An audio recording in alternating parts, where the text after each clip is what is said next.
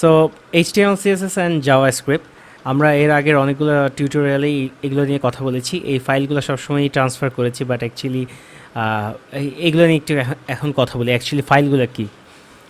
So HTML simply যদি আপনি চিন্তা করেন একটা ডকুমেন্ট যেটা কিছু ইনফরমেশন ক্যারি করে, এবং আমরা এই সেকশনের একদম ফার্স্ট টিউটোরিয়ালে দেখেছিলাম আমরা একটা স্পেস রেন্ট করে কোনো একটা ডকুমেন্ট রাখছি একটা জায়গায়। সো ওটাই হচ্ছে বেসিক্যালি HTML, কোনো একটা ইনফরমেশান আমরা রাখছি। CSS এই ইনফরমেশানগুলোকে আর একটু সুন্দর করে রিপ্রেজেন্ট করার জন্য CSS ইউজ করা হয়। আর এরপরে জাভাস্ক্রিপ্ট আসে এই আমাদের এই রিপ্রেজেন্টেশনটাকে একটু ইন্টারেক্টিভ করার জন্য।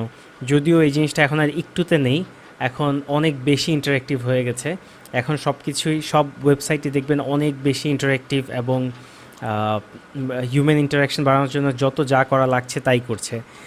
ইনফ্যাক্ট এখন গেমও ডেভেলপ করা হচ্ছে, ওয়েবে গেম ডেভেলপ করা হয়েছে। সো সব কিছুই এখন সব পাওয়ার অ্যাকচুয়ালি এখন কাইন্ড অফ জাভাস্ক্রিপ্টের কাছে।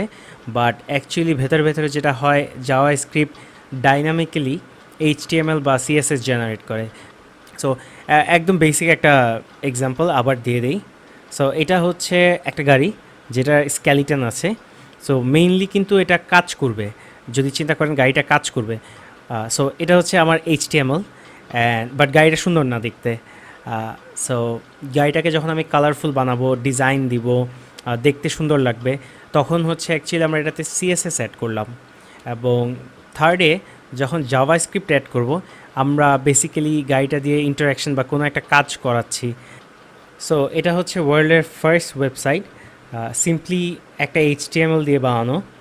আমরা একদম প্রথম দিকে একটা সেকশানে দেখেছি এটার ইন্সপেক্ট এলিমেন্টে যে আমরা চেঞ্জ করতে পারবো, যেমন H1, এটা হচ্ছে এটা টাইটেলটা। দেন এটার আরও কিছু ইনফরমেশান ভেতরে আছে। আমরা দেখেছিলাম এখানে যদি আমি কোনো কিছু চেঞ্জ করতে চাই, first website and enter press করলে চেঞ্জ হবে। সো এটা কিন্তু একদম সিম্পলি জাস্ট HTML দিয়ে করা একটা ওয়েবসাইট। বাট এই ওয়েবসাইটটাতেই আমরা যদি CSS অ্যাড করতে চাই, আমি পরে দেখাবো এক্স্যাক্টলি আমরা কীভাবে CSS লিখি, বাট এখন ব্রাউজার থেকে যদি দেখাই, এলিমেন্ট স্টাইল নামের একটা জিনিস আছে। আমি যদি দেই ব্যাকগ্রাউন্ড রেড, সো একটা কালার অ্যাড করলাম ব্যাকগ্রাউন্ডে। দেন যদি ফ্রন্টে কালার চেঞ্জ করি গ্রিন, সো কাইন্ড অফ আমার এক্সিস্টিং HTML-এর উপর আমি কোনো এক স্টাইল অ্যাড করছি। অ্যান্ড ঠিক এভাবেই জাভাস্ক্রিপ্ট ফাইল দিয়ে আমি হচ্ছে জিনিসটাকে ইন্টারেক্টিভ করতে পারবো। একটা এক্সাম্পল হতে পারে, আমি যখন এখানে ক্লিক করব, বাকি বডিতে বাকি যেই জায়গাটা ওটার ব্যাকগ্রাউন্ড কালার চেঞ্জ হয়ে গেছে।